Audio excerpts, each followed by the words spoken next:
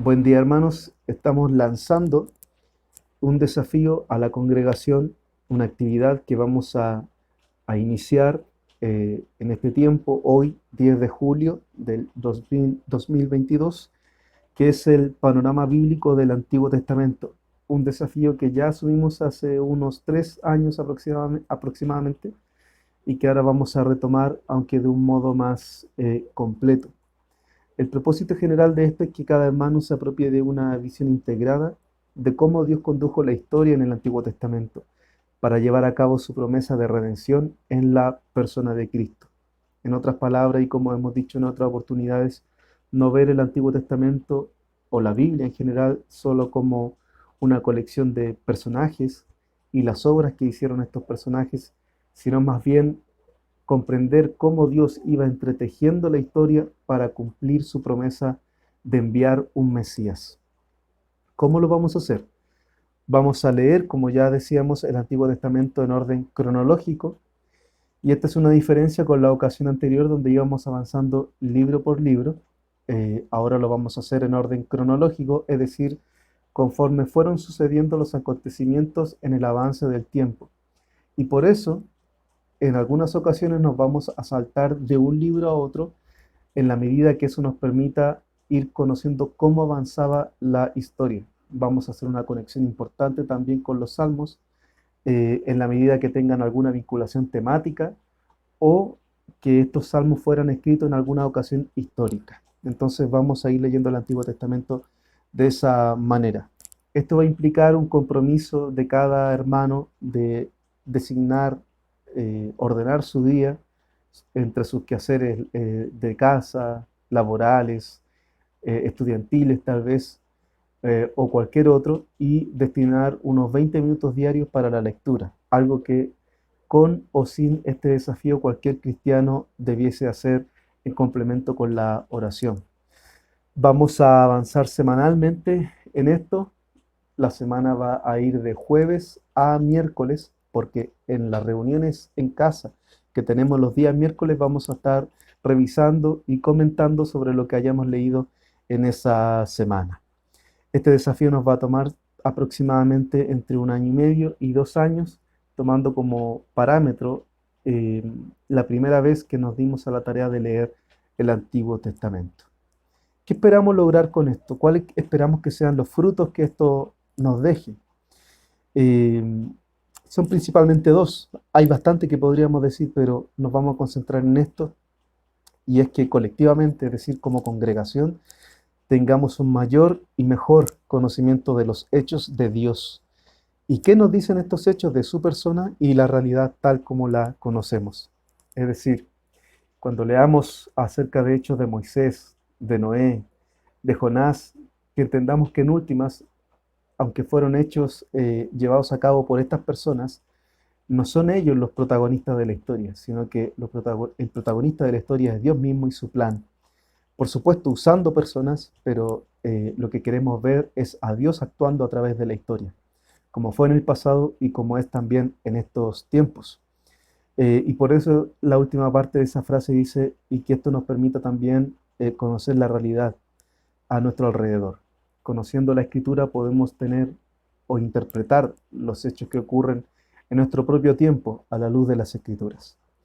Y el segundo propósito es que estemos mejor equipados como congregación y de modo personal también para comprender las escrituras, aplicarlas a nuestras vidas y compartirlas con otros.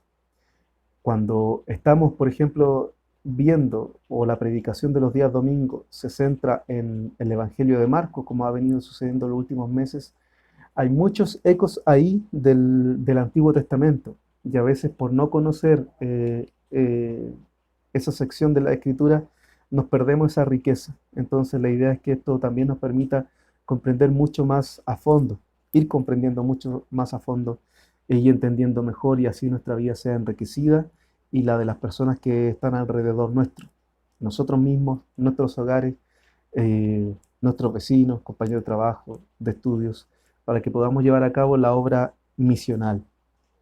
Y esta semana, este desafío lo estamos lanzando hoy día, y hoy es el día 1, y como tenemos contando hoy domingo, lunes, martes y miércoles. Tenemos 4 días, no tenemos una semana completa.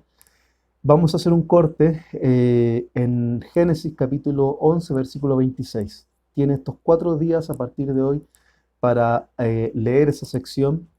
Por supuesto, se requiere bastante menos que 20 minutos diarios para esto, pero puede destinar esos 20 minutos para ir leyendo y tal vez alcanzar a leer 2 veces esta sección en estos 4 días.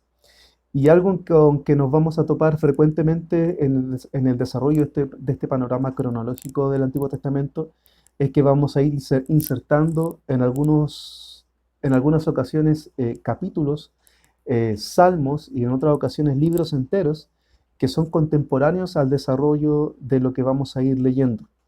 Por ejemplo, cuando lleguemos en lo que vamos a leer en estos días a Génesis capítulo 1, versículo 31, vamos a leer el Salmo 104.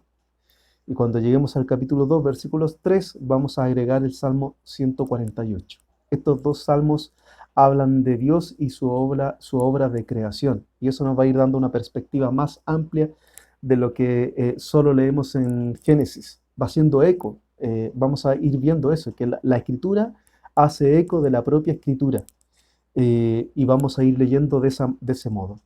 Así también cuando lleguemos al capítulo 2, versículo 25, nos vamos a encontrar en una sección que es previa a la caída de Adán y Eva y con ellos todos nosotros, toda la humanidad en pecado.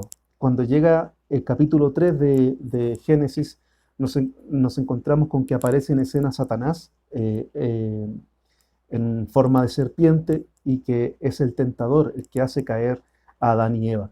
Pero hasta ese momento, Génesis al menos no nos explica de dónde salió este Satanás y tampoco nos explica por qué es un enemigo de Dios.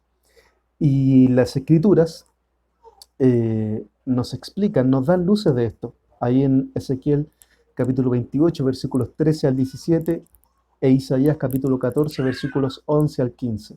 Si leemos esas dos secciones antes de llegar al capítulo 3 de Génesis, vamos a tener una idea de por qué Satanás, un ángel de luz creado para adorar a Dios, llegó a ese estado. Esos pasajes de Ezequiel y de Isaías nos dan mayor perspectiva para entender lo que va a ocurrir versículos más adelante.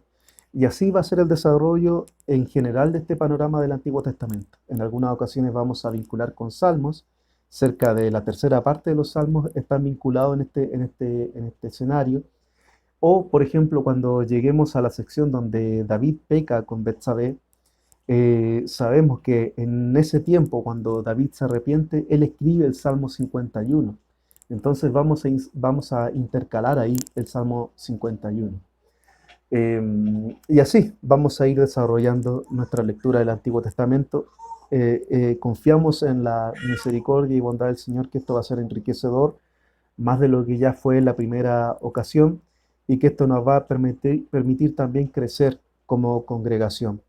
No tener un conocimiento superficial de las Escrituras, sino tener un conocimiento más acabado, porque las Escrituras nos revela la voluntad de Dios y es el medio por excelencia a través del cual Dios edifica nuestras vidas y la vida de nuestra congregación. Así que les animamos, hermanos, súmense, nadie entienda que esto es para otros hermanos, es para cada hermano que se congrega en nuestra iglesia, Gracia y Verdad.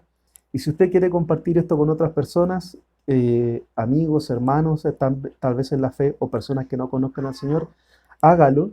Y va a ver cómo esto también va a servir para que el Señor use justamente las Escrituras, que es, como dice Romanos capítulo 10, la fe viene por el oír y el oír por la palabra. Entonces, en la medida que nos exponemos a la palabra, nuestra fe madura, va creciendo, se va desarrollando y podemos servir de mejor manera al Señor. Les animamos, hermanos, en este desafío. El Señor les bendiga.